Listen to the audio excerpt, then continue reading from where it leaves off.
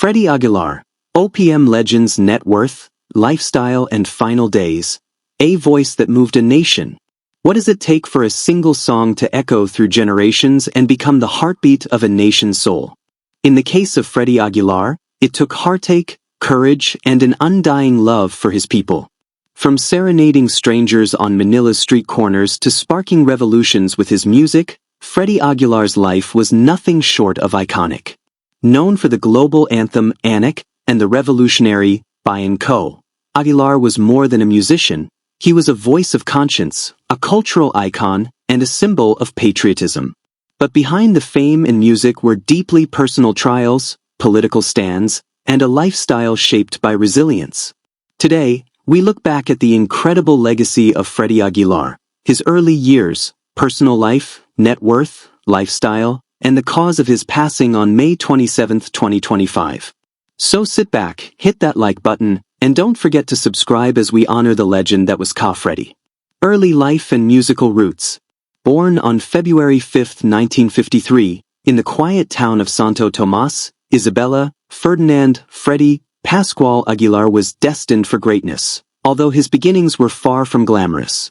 At just 14 years old, he began writing songs, showing a maturity and emotional depth far beyond his years.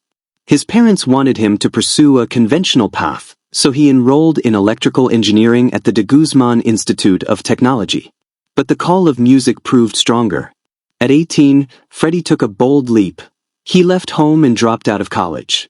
He wandered the streets of Manila with his guitar, singing for loose change and chasing a dream few believed in. This decision, though difficult, became the defining pivot of his life. Within a few years, the shy teenager playing in bars became a folk icon, performing at venues like the Hobbit House in Ermita for 500 Cuban pesos a gig. Personal life and controversies. Freddie Aguilar's personal life was both inspiring and, at times, controversial. In 1978, he married Josephine Quaipo, with whom he had 4 children, Megan, Jonan, Isabela, and Jericho. His daughter Megan followed in his musical footsteps, becoming a rock singer in the 1990s. However, in 2013, Aguilar drew public scrutiny when he admitted to being in a relationship with a 16-year-old girl, Jovi Gachila Albeo. Despite the backlash, Freddie defended the relationship and eventually converted to Islam under the name Abdul Farid to marry her through Islamic rites in Maguindanao. This chapter of his life was widely criticized, but Aguilar remained unapologetic, emphasizing cultural differences and the authenticity of his faith conversion. Legacy in modern times. Freddie Aguilar continued to perform well into his later years. He was a strong supporter of President Rodrigo Duterte, even composing the campaign song, Para sa Tunay na Pagbabago, and performing at the inauguration. He also ran for Senate in 2019 with Duterte's endorsement but lost, placing 30th out of 12 available seats. Still, his advocacy didn't stop. He lobbied for the creation of a Department of Culture and Arts, emphasizing the need to support Filipino heritage and artists. His venue, Freddy's, served as both a restaurant and a musical haven for up-and-coming performers. Net worth and assets. Despite his decades-long success, Freddie Aguilar's net worth was never officially disclosed. The fire that destroyed his Quezon City home wiped out around 15 million Cuban pesos worth of assets, but this represented only a fraction of his overall wealth. He had earnings from international royalties, live concerts, and streaming platforms.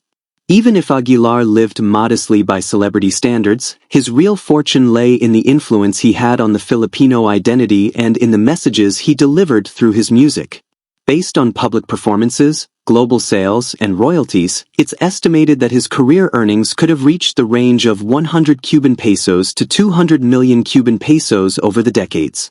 Cause of death and final moments. On May 27, 2025, the Philippines lost one of its most powerful voices. Freddie Aguilar passed away at the age of 72 due to multiple organ failure at the Philippine Heart Center in Quezon City. His passing left a void not only in the music scene but in the hearts of millions who saw him as a beacon of truth, love for country, and artistic integrity.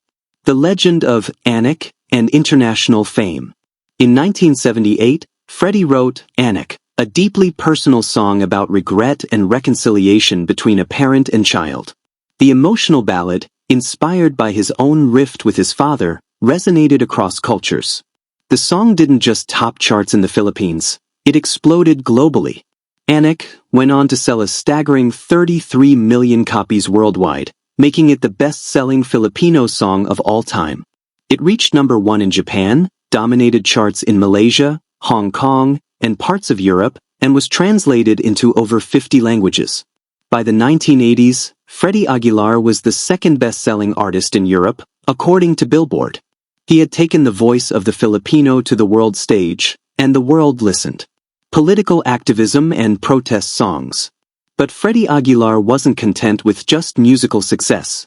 As a patriot, he used his fame to shine a light on injustice. Even before the martial law protests, his albums tackled heavy themes: poverty, prostitution, and the Christian-Muslim conflict in Mindanao. By the early 1980s, he became a vocal critic of the Marcos dictatorship. Songs like Katarungan, Justice, Pangako, Promise, and Las Viminda, Luzon, Visayas, Mindanao, were banned from radio for their blunt criticism. But it was his 1983 rendition of Bayan Ko that turned him into the soundtrack of the revolution. He performed the song at the funeral of Benigno, Ninoy Aquino and joined the historic People Power movement.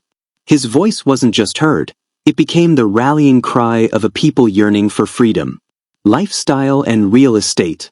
Despite the fame, Freddie Aguilar lived a life grounded in simplicity.